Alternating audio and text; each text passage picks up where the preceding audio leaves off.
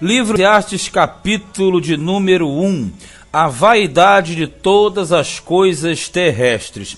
Lembrando que a expressão vaidade vai ser muito repetida aqui no livro, ela se refere às coisas da vida, a tudo aquilo que nós fazemos, e não somente a questões de beleza, de posição, não é isso. Vaidade, biblicamente, são coisas fugazes, são aquelas coisas que não têm consistência, ou na verdade tudo, porque tudo passa, somente o espírito permanece inabalável. Então vamos lá, capítulo 1, versículo 1 diz assim: palavra do pregador. Lembrando que a palavra pregador significa Eclesiastes, que é o mesmo que orador ou palestrante. Filho de Davi, rei em Jerusalém, ou seja, Salomão. Vaidade de vaidades,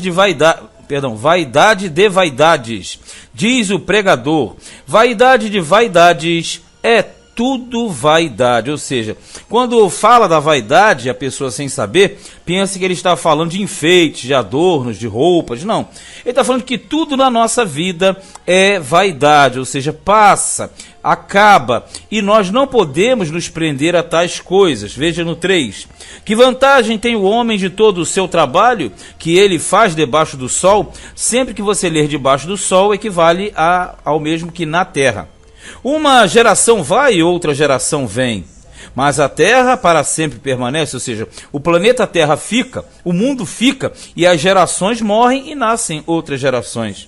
E nasce o sol e põe-se o sol, e volta ao seu lugar de onde nasceu. A visão aqui é como se o pôr do sol ele estivesse voltando ao seu quarto, ao seu aposento, e no dia seguinte ele estivesse saindo para trabalhar. É uma visão da rotina da vida. Aí diz assim: o vento vai para o sul e faz o seu giro para o norte. Continuamente vai girando o vento e volta fazendo os seus circuitos. Mais uma vez, ele coloca a visão do vento que vai numa direção, faz a volta e vem pelo outro lado. A questão toda é o sentido daquelas mesmas situações acontecerem. As questões climáticas, as questões das chuvas, dos ventos. Ó. Todos os ribeiros vão para o mar, e contudo o mar não se enche.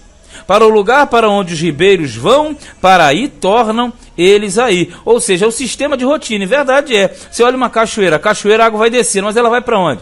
E a água continua a vir. Ou seja, é um processo, um circuito que na verdade nós não sabemos explicar ao certo.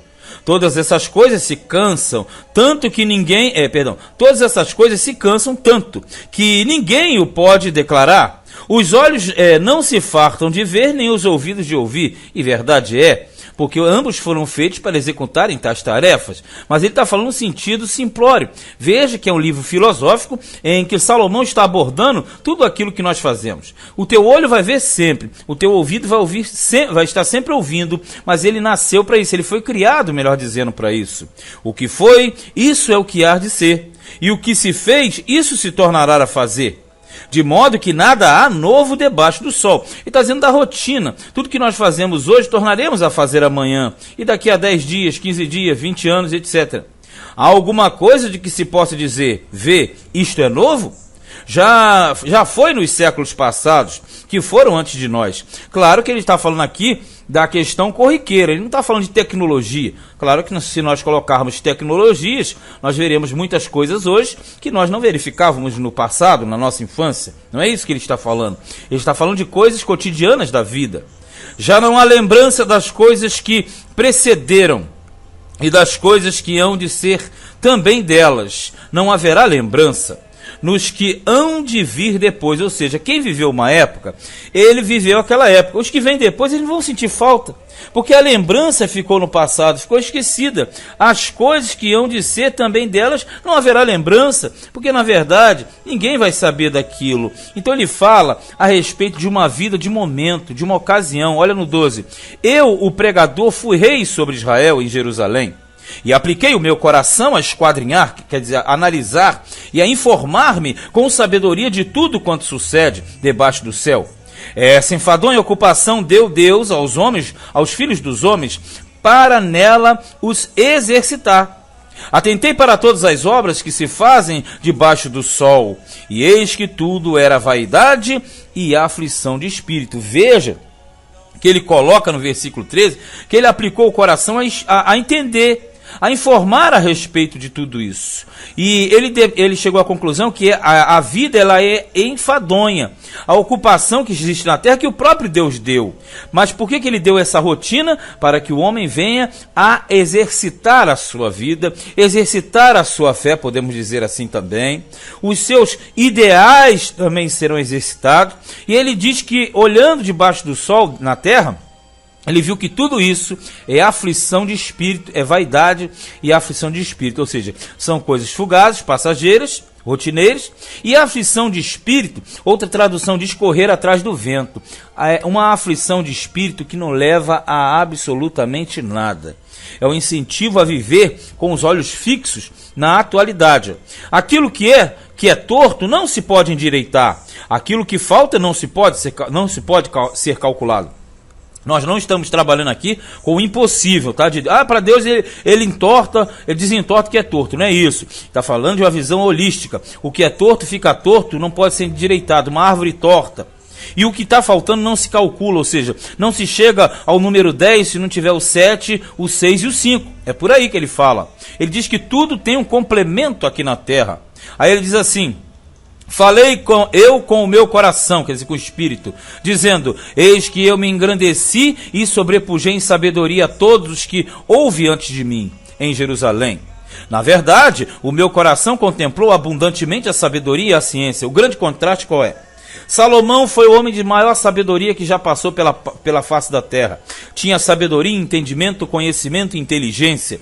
Mas ele diz que em tudo que ele viu, ele ficou afadigado de tanto conhecimento. Aí ele fala no 17, apliquei o meu coração a conhecer a sabedoria e a conhecer os desvarios e as loucuras, e vim a saber que também isso era aflição de espírito, quer dizer, perturbação interior. E na verdade é, porque se a pessoa mantiver as suas expectativas nas coisas aqui da terra, elas vão se tornar algo muito fadonho. Salomão está dizendo aqui que, na verdade, ele, por ter alcançado muita sabedoria, muito entendimento, isso para ele se tornou enfadonho. Porque desde o momento que você sabe muito, você também entende muito, questiona muito, sofre muito, porque o teu entendimento, ele passa a ser diferenciado das demais pessoas. Olha o que ele diz aqui, fechando o capítulo 18. Porque na muita sabedoria, há muito enfado. E o que aumenta em ciência, aumenta em trabalho. Então ele está querendo dizer o seguinte: quem tem sabedoria, ele vai ficar enfadado. Mas esse sofrimento vem por causa de quê? Porque quem tem sabedoria, ele vai passar a compreender as falhas dos outros, os pensamentos dos outros. E a tendência do sábio é querer ajudar os outros.